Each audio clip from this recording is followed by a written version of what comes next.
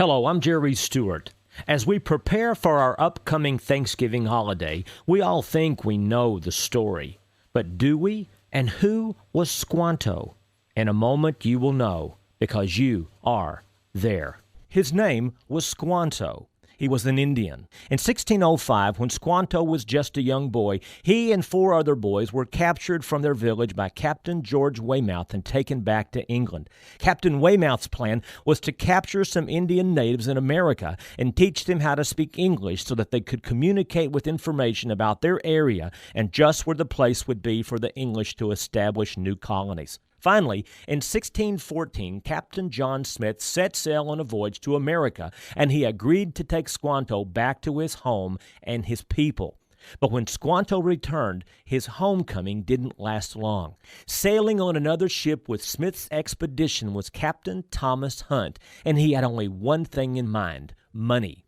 So as soon as Smith had left the area, Captain Hunt made his way back down the coast and lured Squanto and 20 other of his braves on board his ship. And then Captain Hunt made his way to Malaga, a port off the coast of Spain, which was well known for its brutal slave trade. Squanto and the others were sold as slaves.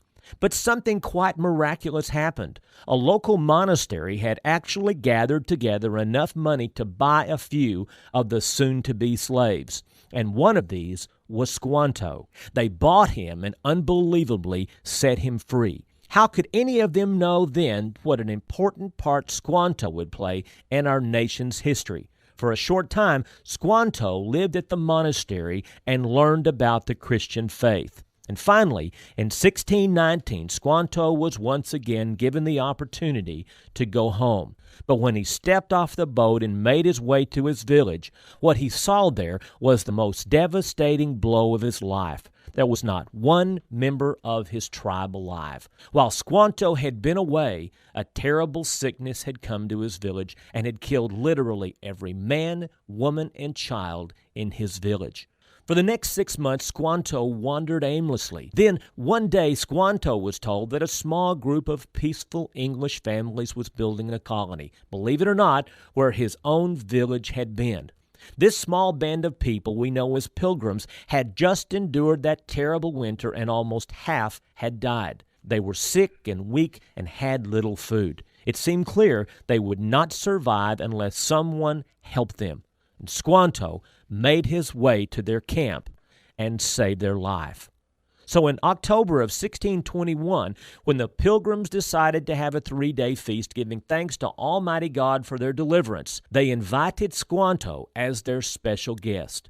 But just what happened to Squanto? Amazingly, after enduring all the hardships in his life and overcoming every obstacle, only 2 years after that first Thanksgiving was celebrated, Squanto was struck with a terrible fever and he died. And what did the Pilgrims think of this man Squanto? William Brewster, one of the first group of Pilgrims, in his diary wrote these words: "Squanto was a special instrument of God for their good, beyond any possible expectations." They knew that Squanto had been sent to them by God.